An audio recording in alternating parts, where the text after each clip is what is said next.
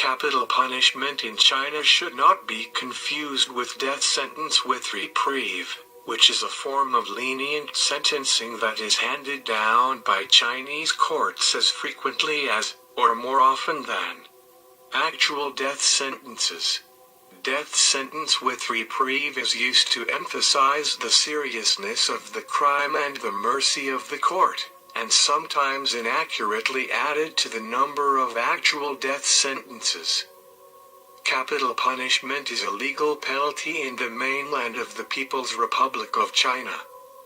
It is mostly enforced for murder and drug trafficking, and executions are carried out by lethal injection or gunshot. Mainland China commonly employs two methods of execution. Since 1949, the most common method has been execution by firing squad, which has been largely superseded by lethal injection, using the same three-drug cocktail pioneered by the United States. Introduced in 1996. Execution vans are unique to China, however. Lethal injection is more commonly used for economic crimes, such as corruption, while firing squads are used for more common crimes like murder.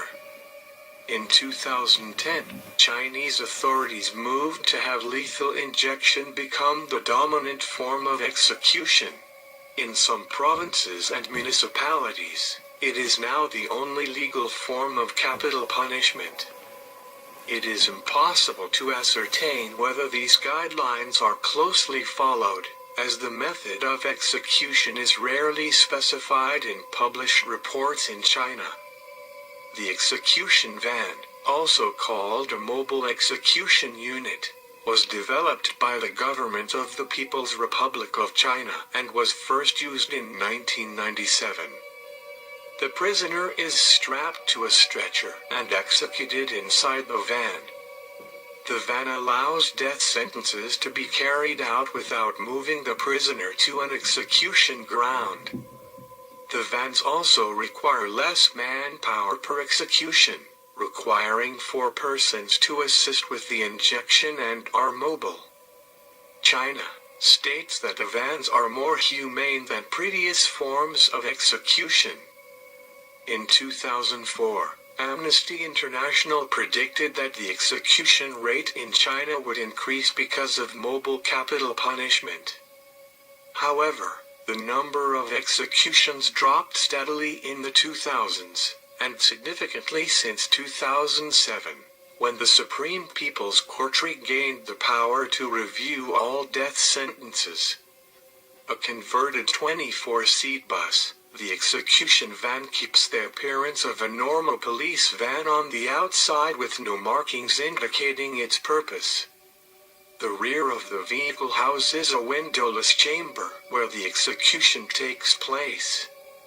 Several cameras are present and feed closed-circuit televisions in the front of the van. A recording can be made if desired. The bed itself slides out of the wall under its own power, on which the convicted person is strapped down. A syringe is put into the arm by a technician and a police official administers the injection by pressing a button. Human rights groups have reported that China carries out the highest number of executions of any country. It is believed that China has put to death 5,000 to 6,000 for 2007, and in 2019, it is confirmed that mainland China executes more people than all other countries combined. Capital punishment was one of the classical 5 punishments of China's dynastic period. In Chinese philosophy, capital punishment was supported by the legalists, but its application was tempered by the confidants, who preferred rehabilitation and mercy over capital punishment. Confucius did not oppose capital punishment absolutely, but did take the view that in a well-ordered society based on moral persuasion, capital punishment would become unnecessary. During China's early dynasties, capital punishment and amputation were predominant among the 5 punishments. Later, amputation became less common, but capital punishment and corporal punishment remained. There was wide variability in the number of types of capital offenses over time. Under the punishments of Liu, written sometime in the Warring States period, there were 200 capital offenses. The Tang Code listed 233 capital offenses, and the Song dynasty retained these and added 60 more over time. Under the Yuan dynasty, the number of separate capital provisions precipitously dropped, reaching a low of 125 crimes. The number of capital offenses spiked again under the dynasty, with 282 capital offenses, and the Qing dynasty, with more than 800 capital offenses. Poorer and lower status Chinese were most often subject to capital punishment. However, officials and others of high rank were put to death as a means of social control in times of war, internal disarray, or strife. King Wu of the Western Zhou ordered officials who violated royal regulations, failed to carry out their duties, or promulgated innovations, to be put to death. 39 military officials were executed. Following a peasant uprising during the Tang dynasty, the 6 gentlemen of the 100 Days Reform, who advocated social reform in the late Qing dynasty, were executed. The first type of classical punishment was a system of torture, used in the process of examining a criminal. Examining a criminal by torture began in the Qin dynasty, when judges, after a preliminary hearing and investigation, used bambooing and bastinado to force the offender to admit to committing the crime. Second, there was a system of collective responsibility initiated by Duke Wen of the state of Qin.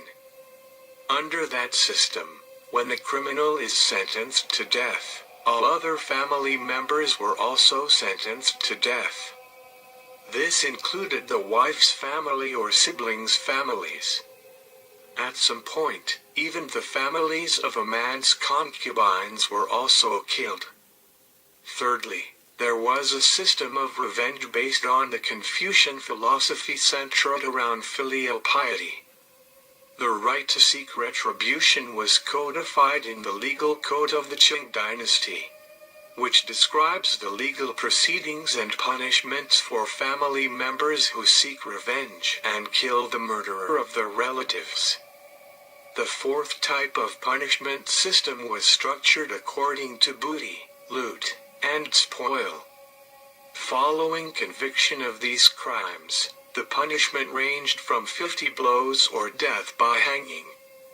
Finally, the fifth classical punishment was a system advocating amnesty, probation, and parole.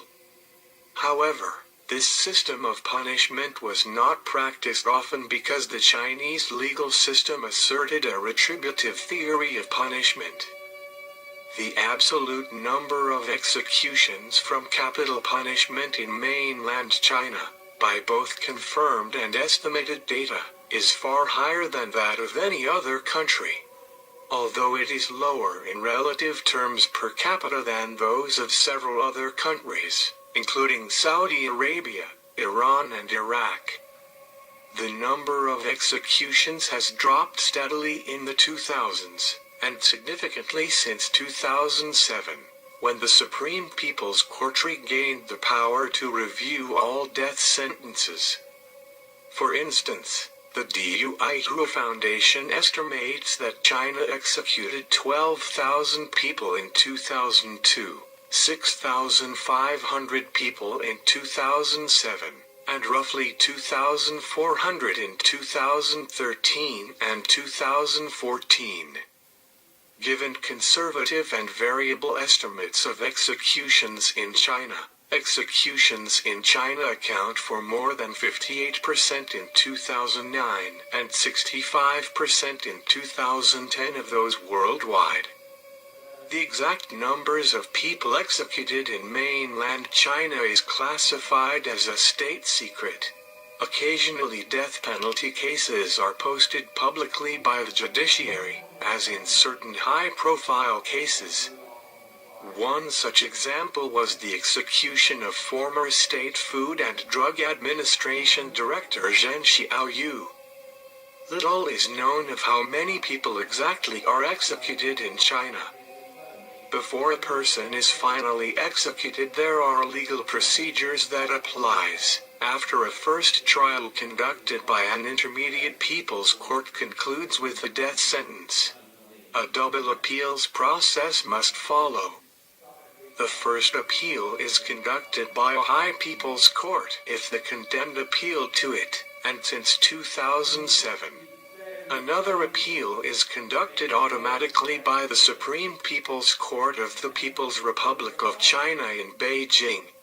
To prevent the circumstances in which the defendant is proved innocent after the death penalty, an obviously irrevocable punishment has been administered.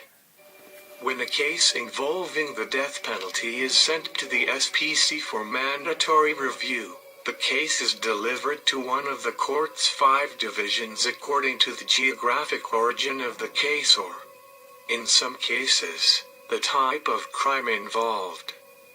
The SPC's 2nd Criminal Division is dedicated to handling review of some of the most sensitive cases.